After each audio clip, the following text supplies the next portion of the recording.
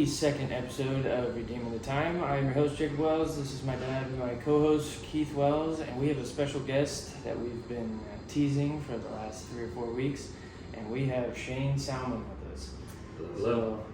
So, one of the best parts for me on mission trips is getting close to the missionaries, and this trip has been just like all the other ones. We have really gotten closer with Shane, Ricky, their families, and as well as their team. So we want you guys to meet Shane, and we're going to ask him some of the questions that we've been asking him all week.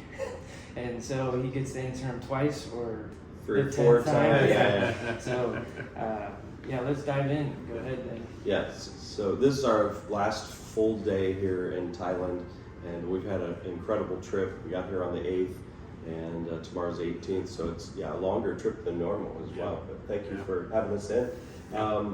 Tell us a little bit about yourself. Maybe share your testimony, that kind of thing. Yeah. Well, we've enjoyed having your team from the church there, and it's been a great time. For me, I grew up in Thailand, so my parents came in '91. And I was 3 at the time, and so you don't have much of a choice when you're 3. Your parents move, right? So you don't. Dad and mom said you're gonna go, and we didn't even really know the difference. My brother's 10 months old, so no clue where we were.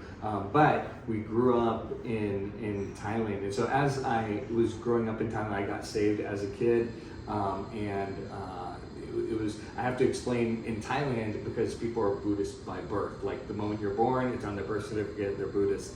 And so we explain all the time, like just because my parents were in ministry or they're missionaries, that did not make me immediately a believer. And so I got saved at 6. And then as I was growing up, at that point I was very aware that I looked a little different than everybody else, for better or for worse. Like I remember even asking my mom, like, Mom, can you please dye my hair black? And she's like, why? I was like, I just think I'll be able to fit in. And she's like, that's not going to help. Good love. That one, that'll make you stand out even more. Like, why do you look so unique, child? But so that was just part of like growing up in Thailand. But I loved the whole experience. Like people ask, like, did you like it? Did you suffer? We absolutely loved as our childhood being in Thailand for my brother and I. And so growing up here was a great thing. But as I was continuing to grow up, in Thailand, people would, we'd go and visit churches like Friendship. Now, this case isn't Friendship, just, clarification, but we'd go into all these churches, and I'd stand at the back table with my parents, and my job is like giving out prayer cards and stuff, and they'd be like, well, Shane, don't you want to be a missionary like your dad? And that's like the worst setup question for any MK, by the way, just because at that point I adopted the Asian culture. I was just like, just smile and nod, like I'm not gonna contradict anything. It's like, hey, here, take some Thai candy, and, all right, good, keep moving. But it was, because the answer is no. I didn't want to be a missionary, and it wasn't because I didn't love Jesus. It wasn't because I didn't love Thailand, which I did. But I really struggled with if I surrender, then God moved my parents from Titusville, Florida to Bangkok, Thailand. If I surrender, what in the world is going to happen to me? Like, where am I going to end up landing? And I would like to kind of pick my own space, And so that was a struggle for me, kind of like early teens. And then as I was getting older, I participated in sports. I was in soccer, I was in some martial arts, and everybody on the team was lost. Like nobody was saved unless they'd come through us introducing them to Christ, inviting them to church or witnessing to them, and they get saved. So the need was just huge. It was always there. And so I would even talk to parents, out of the blue, like, I don't want to be a missionary. Okay.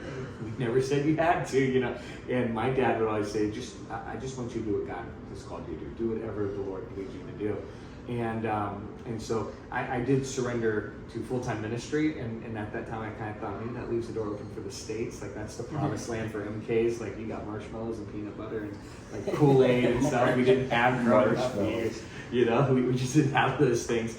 And but what ended up being the case is at that point, the Lord just continued to convict. So 14, 15 I just surrendered to missions, and then Thailand was just continued to be confirmed and affirmed by friends that I had that came to know Christ, by being able to lead people to Christ.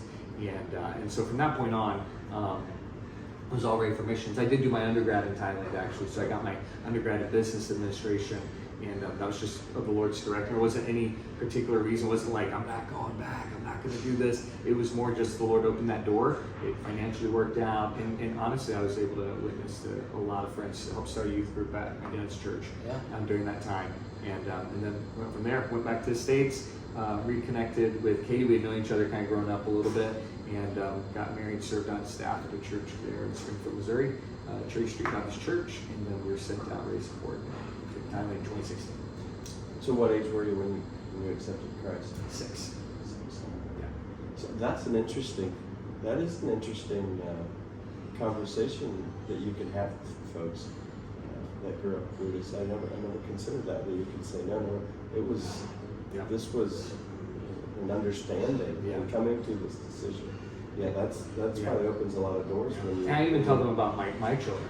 Like both my kids have accepted Christ, but in the beginning, like, oh yeah, your kids are Christian. Well, no, actually, they just got saved a couple of years ago for Judah, or Quinn was like just last year. So and I would even have them wait because they were asking questions, but they weren't ready. They didn't have the understanding. And so we kind of walked them through it and wanted to see them grow and understand a little more until finally they're like, I'm going to pray on my own. Okay, let's guide you along here. And they were ready at that point. But we explained that to people here that it's a choice. So my kids, once they're born, doesn't mean like, oh, they're believers now. They have to trust in Jesus Christ and know what they're doing. That's great. That's a very interesting way of looking at that. And yeah, that's great. I had another question with that. I mentioned this to you before. So you grew up here, but say for Katie, when does it become your home versus, okay, when my ministry as a missionary is done? I mean, you're a pastor. We have this weird mentality in the States, I think, of there's a missionary and there's a pastor, or no, we're Christians, we're serving the Lord where God has us.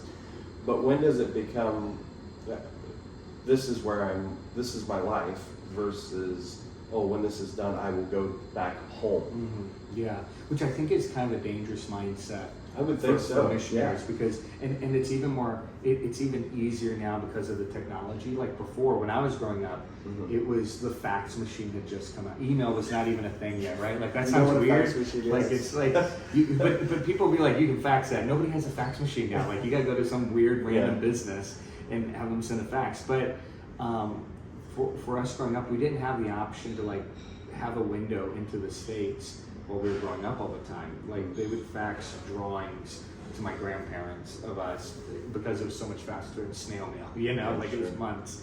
But I think having the social media aspect now makes it somewhat difficult to disconnect in a way from the States when or whatever your country is. If you're coming from another country, Philippines or something, to be a missionary, it's a little harder to disconnect because you can still be plugged in there and then not fully engaged where you are.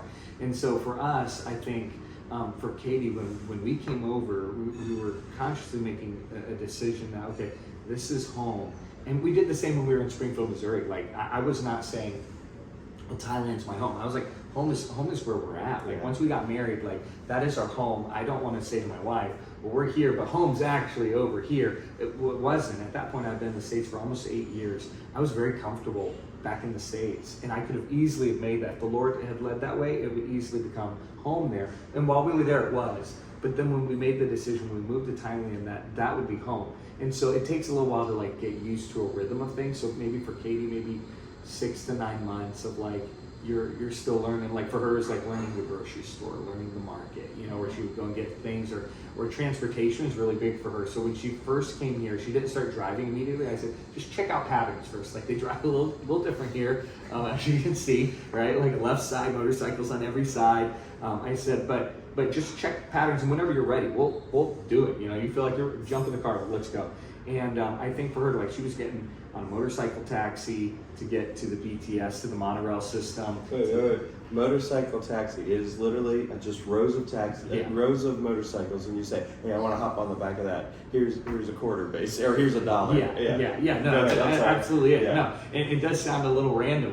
I mean, like it's some of them mafia, don't tell anybody, but they have like lines of these guys with vests, and once she got comfortable doing that, and then like finding her coffee shop, and that made it home for her. She's like, oh yeah, I've tried that. Like for her, slight addiction, but that's what got her to where it's like, oh, this is like I can go to a grocery store. I know where things are. I can go here. I've gotten used to church. What church is like. Language takes time, but I think the feeling of it being home was quickly made at that point.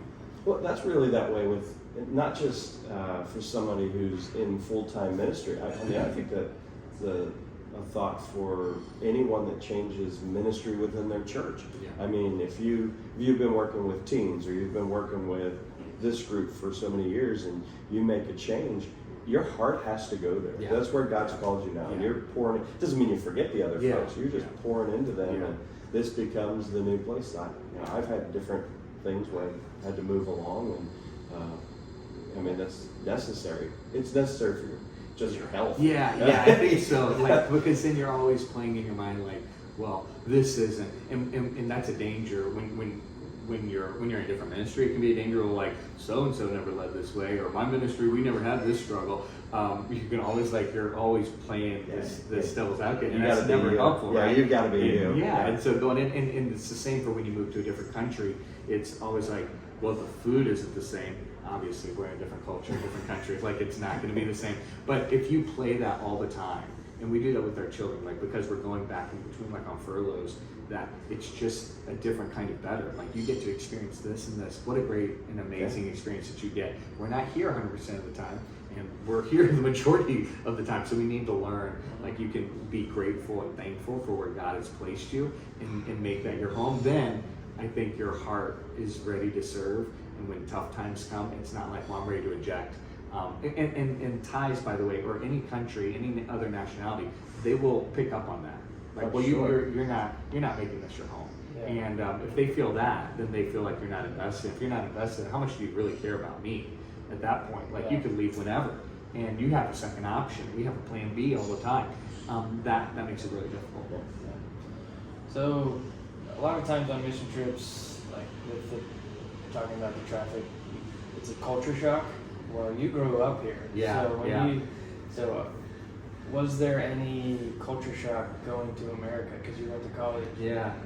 Was there any of that? Was there like the opposite of what we experienced? Yeah, for sure. Well, like the first thing was taking my driver's test, which I didn't pass the first time.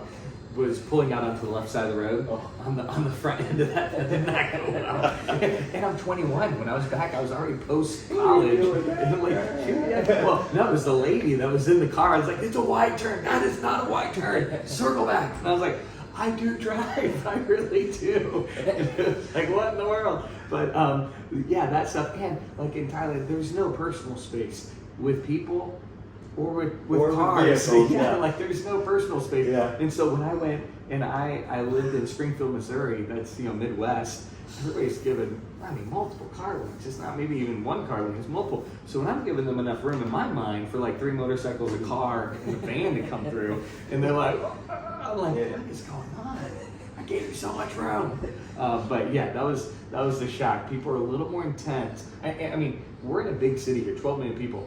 We're intense in traffic, but we're not like, we're trying to figure out like, hey, I don't know what you're trying to say. That is interesting. Jacob and I have been talking about that. Is,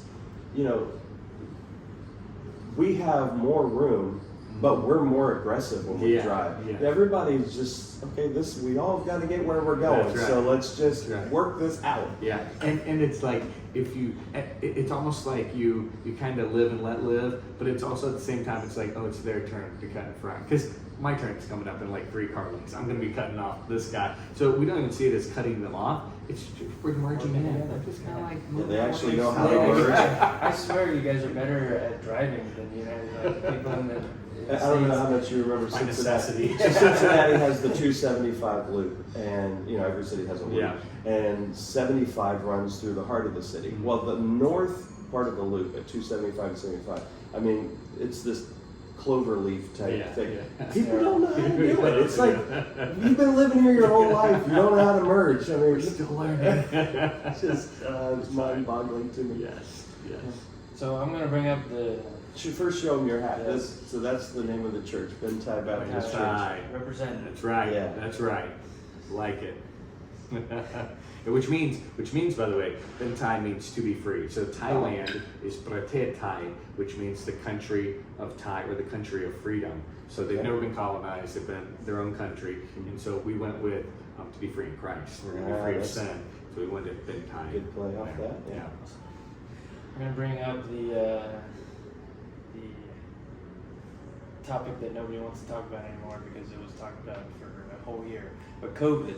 So because I heard that you were wanting to start your church around COVID, and then COVID hit, and then so just talk about the struggles or. And you're planted off of your dad's church, I assume. Yes. Yeah. So when we came back, like fast forward just a little bit from COVID, but when we recruited out of Dad's church, we had served our first term with my parents, and got to know some of the new members. I had known many of the members before, but some of the new members, and it was some of the new members that actually came with us to plant Ben Thai. So during COVID, we wanted to come back. We had gone back on a furlough that was going to be 4 to 6 months, and then when we were getting ready to fly back in March, we had one last conference, and that was when it was kind of going around in China and different parts of Asia, had not really hit Thailand yet, and then it popped up in the U.S. In the conference, while we were on the plane flying to this conference,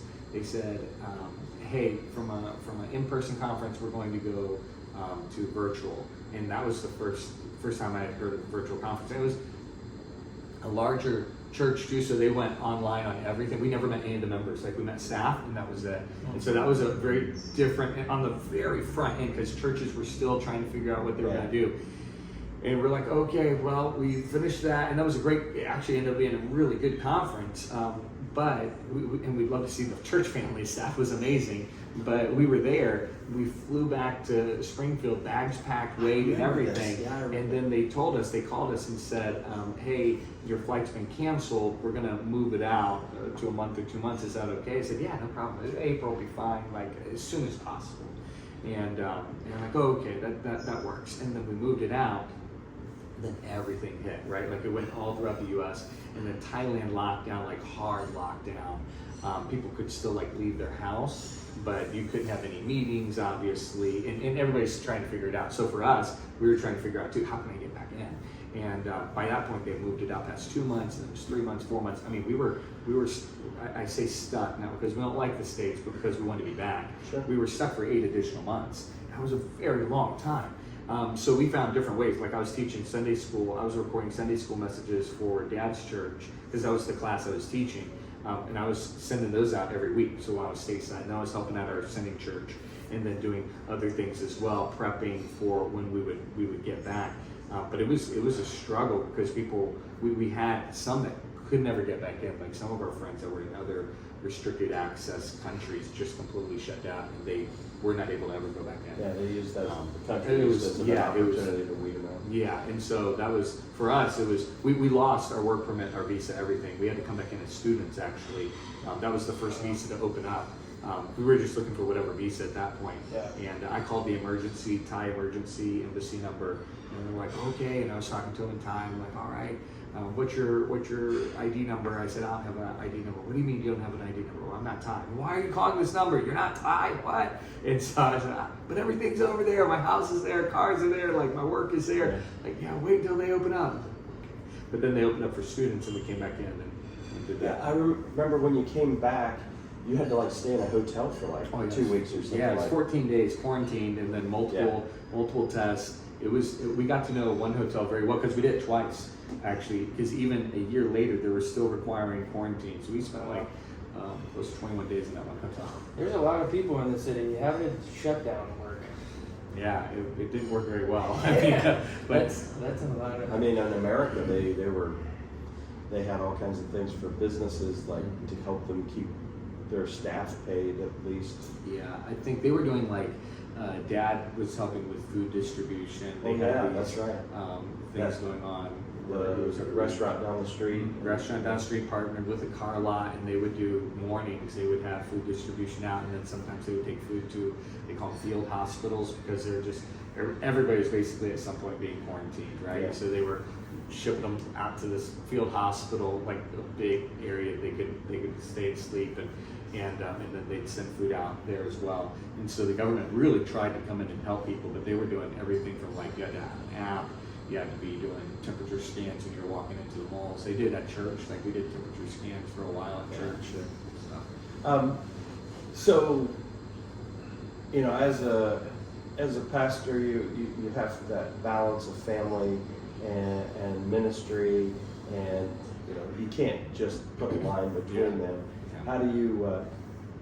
What kind of things have you done to safeguard your family? Yeah, so and to bring them along with you. Yeah, so we try and bring our kids to most every, if it's not, you know, taken away from school, then we're all involved in the kids, and Katie does school with the kids at the church. So we're basically at the church. Yeah, okay. at the church. So we do that at the church. Before, like a term ago, they did it because Quinn wasn't doing school yet. We do a couple days at the church, a couple days at the house, and now they do it at the church. But we have a Monday, we call it Monday Fun Day, just for the kids. And so our Monday, I try not to schedule any meetings. I don't do any discipleship. Everything's pushed from Tuesday to Saturday. Saturday's like a half day. And so we do that, and that's worked really well. So it becomes like, because we've done it with the kids for so long, it's Monday Fun Day, what are we gonna do? No, we have to like, let's keep a wrap on expectations. Not every day we're going to the water park, but we try and make a Monday something that's not just stay at home, read a book, or watch TV. We want to go out. We want to go to a fun restaurant, or take the kids to do something, take them swimming, To a mall, or whatever. right? Yeah, no. There Stay are away from malls. there are a million malls here. They're like every. So did I say this in the last one? I don't know, but they're massive. They're massive. Like what they have gone away from in the United States, they're even more what they were in the 80s here. And plus, I mean, hospitals are there. You can get your hair cut there. You can Banking, It's grocery nuts. stores. And like 6 floors, 7 floors. Yeah, Yes, we go big. it's intense, and they're everywhere. I mean, If you like shopping, you come check us out. yeah, without a doubt. Yeah, I got a Patagonia shirt for $6. I'm sure it's real. Good rates. I'm sure it's real. Yeah. What you were sharing with me your ministry philosophy. You know, as you're looking for how to, you know, versus just being pastor and here's how it is and boom boom boom boom, but versus having like a team approach to bring in the time. Yeah, so we wanted. I know you've shared this before. Yeah, with us, no, but it's all they've right. heard it, so. No, we loved, like, the whole season for us of church planting for the past 3.5 years has really been a joy. Like it has been something we absolutely love. Not because it's easy, but just because the Lord's continued to bless and the Lord has opened up doors. So when we started the church, we knew if it was possible, we wanted to partner and have some of our Thai friends go with us, and for multiple reasons. Just because when you have 2 kids and it's just you and your wife, it's going to be difficult regardless, and it helps to have more people. But more than that too, with our Thai friends being there, it gives buy-in for what's happening, and it also is credibility to the community. We're not trying to make things, and it's a good safeguard, really. We're not trying to make it American church. We're trying to make it church, and so it's not it was trying to be intentional with that. So we have a family of 4 that joined our team. So it's mom and dad and their 2 kids, and their kids are about the age of our kids, and then a single guy. And they came out of my dad's church, and then the Cottrells, who were serving their first term with my parents, they're going to language school, serving in the ministry there. Then they joined us a year later, and so Adam Cottrell, he grew up in our area. Mhm. His dad's a pastor up in the Springfield, Ohio area. yes, so and we had known them for years and years. So I knew Adam back. We were on staff together at the same time in Springfield, Missouri, and so all that was really neat to have at that point. Then have a team, and then we'd have an intern or 2 from the States come and join. And from there, it helped us with planning events and activities, and we wanted the team to really function as a team rather than me just telling them, okay, we're going to do X, Y, Z. We would talk through things, workshop things, we would plan things, and it really just gave kind of a counsel, for us. We could find wisdom and to counsel there, and that was really helpful. We've loved it. They've jumped in, they've stepped up. As far as the guys that came out of my dad's church didn't really have leadership roles necessarily, and then they came over with us, and it was great because it's just kind of like slow growth. Like when we were starting, Sundays were the 8 of us, and then plus one. And my prayer was when we first started, let's just have one more than what we would have had if we had been at Bangkok. That, like, the verify, validate us a little bit, and we did. And we had one person that started coming, and it was like, all right, we got 9. Whoa, and we could go out to restaurants for lunch, and then it slowly grew from there, and that's been just an amazing thing. So we meet once a week as a team, and we go through our plans for how we're going to adjust, or how was last week, who do we need to make contacts with, and what do we need to adjust for our planning for the months to come. It's been really good. Now, you had mentioned also, you're renting different spots, and with the funds coming in from America, you probably could rent one more, that type of thing. They're like in a strip mall, and it's not the right term for it. It's a plaza. Yeah, plaza. Yeah. But you made the conscious decision to, let's make this to where if you moved, the church would maintain. Yeah, that's what the goal is, because we knew on the front end of most church plans that your tithes and offerings coming in are not going to cover whatever rent of a facility that you're doing. And so for us, we knew that, and we wanted to, for our case, we wanted to go into kind of a commercial property, and we wanted to do, for us, we talk about it all the time in our team, we're like in beta mode, so we're beta testing all these outreaches. So we don't beta test the Bible. That doesn't change. That's what we stick to, right? But whatever outreaches or events or some function, it's beta test. Yeah. And so nothing is sacred in terms of like our events or activities. Like if you may have really liked it, but we had 5 people come to that. Well, my kids were half of that, so let's nix that one. We'll adjust or whatever. And so doing that was really helpful for us. And we wanted to gauge, we knew on the front end, this property would be more expensive, but I think it would give us a good launching point. And so we're at the point now where for the next year, and you, church family, you can pray with us about this. We have a lease for the next year, and I am praying we get a different property. Like we cannot scale where we're at right now just because the cost, it's a commercial property, and by square meter, it just moves up a lot. But it fits all the needs right now. We have a youth center area with classrooms. We have an auditorium. Like we love it. We have parking, which is gold in Bangkok. Like all the time, people never compliment the preaching. You have great parking. Yeah. We're gonna come back. Okay. So those signs that are up, Madeira and Genesis, did you put those up?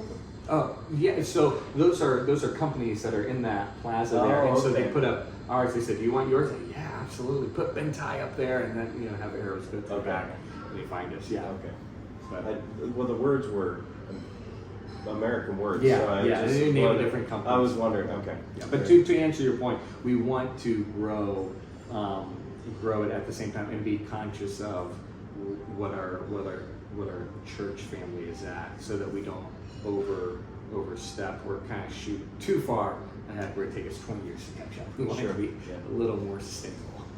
Well, Shane, thanks for sitting down with us. We could talk for another hour. I did have one more question, and this is, I'm not asking you to be critical on this. I'm just asking you to be observant. If you come back to the United States, and each time you come back, the American church looks different. What things pop out to you that are like, that's good, and wow, we need to open our eyes. I know I didn't ask you this ahead of time. No. Are there anything that just popped to your mind when you see? So if I go with the positive, I love seeing engagement from the youth, from kids, in different ministries. So like when I was back, we'd go to a couple churches, and they were having their kids, like I say kids, like teens, maybe 13, 14-year-olds, starting and helping with media lightly, right? Like in sound. and music. And so they were bringing in kind of middle school, high school into help in these areas, and then they would have them in junior church, and it was like serving from that point just created like what seemed like a really good culture, because I was meeting guys that were in their 20s saying, oh yeah, I started over here and I've been doing this for I've gone here and here and here, and now I'm over here, and it's a part of the culture at that point through their DNA. I loved seeing that part, and then with just the pursuit of excellence, like doing things well is always what we want to do. Like we want to serve the Lord, we want to serve the Lord well, and have excellence with that. And so when we'd see churches just really trying to pursue that, was really encouraging. I think on the drawback side is maybe seeing so many believers at church. That's not a bad thing, but in contrast to how many people that don't know Jesus in church. So like if I'm in a class and they say, and I'm asking the teacher, whoever, like, who am I speaking to, you know? And if they're just like, oh, everybody's believers, I mean, these guys, long time members, to me it's a little disheartening to a degree, because I would hope that there's some loss in every class that we're bringing our neighbors or friends. And in Thailand, it's a little easier because 99%. You're going to hit somebody that we're not struggling in that area. But it can easily, we tell our church too, we don't want to become a museum. We're like, oh wow, this person's going to live, they're so good. And nothing is new. Like nobody new has come in. We want to be a hospital, so like the people coming in are those that are in need, like those that are sick, and we're not pushing them away. And so that's maybe just in passing, and ours is like a quick snapshot, right? It's never really a full view, is sometimes where the people that it's not as much of trying to bring those that are around, and we're getting comfortable. Okay. And but yeah, it's always encouraging though to go back. It always pushes us when we come back. Like, how can we? Oh yeah, this could work. I do that here. I'm like, oh yeah, I like how that works. Any church I go into, I'm always looking for ideas. And, so. I never understood that when as a kid. Yeah. When you're like, oh, where's Dad? But now he's walking around the building. How did you fit in this room? You're taking pictures. I like the way you posted that. Yeah, exactly. That's right. Oh, that's funny. I never thought of that.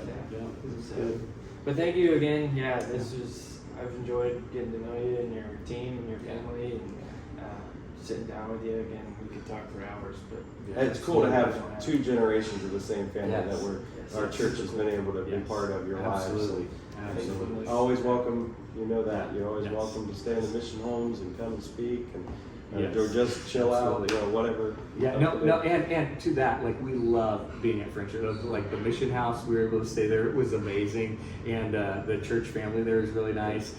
Just great time. Every time we go back, it's been really good. Even so, one thing that stood out to me, just for your church, maybe for the choir too. I've never had a choir sing to me "Happy Birthday." That was amazing. Oh, so we did that one year. I think remember Kate had that, sent out. I think it was when I was turning 30. It's been a couple years, but she had sent out asking for like videos, and your church was one of the churches. I remember that. That sent that. So that was really cool. That was such a special and personal thing for me. So thank you so much. Well, when you come, you have to bring mango sticky rice now. I don't know if you want to have it by then. We'll bring some for you. We're gonna figure out how to make that at home for sure. That's right. So go ahead. So we end with a joke every time. Yeah. A dad joke. Yeah. And I normally have one that has been sent to me. So do you have a dad joke to round us out? So 2 weeks ago, I took my kids to the dentist, and I asked my kids, do you know when the best time to go to the dentist is? 2:30. You're welcome. Oh, that hurts. All right. I love it. I'll be here. Right up. Kind of. Well, you guys have a great week. We love you, and we'll see you next time. Bye. Bye.